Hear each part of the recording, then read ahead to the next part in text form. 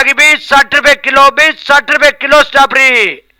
ना कोई असर दे लेगा ना कोई असर दे बेचेगा हरे भरे बागां दी ताजा स्ट्रॉबेरी आ गई भी वधिया स्ट्रॉबेरी 60 रुपए किलो भी 60 रुपए किलो स्ट्रॉबेरी 150 दी 2.5 किलो 300 दी 5 किलो स्ट्रॉबेरी वधिया स्ट्रॉबेरी आ गई भी 60 रुपए किलो भी 60 रुपए किलो स्ट्रॉबेरी 150 दी 2.5 किलो तो 300 दी 5 किलो स्ट्रॉबेरी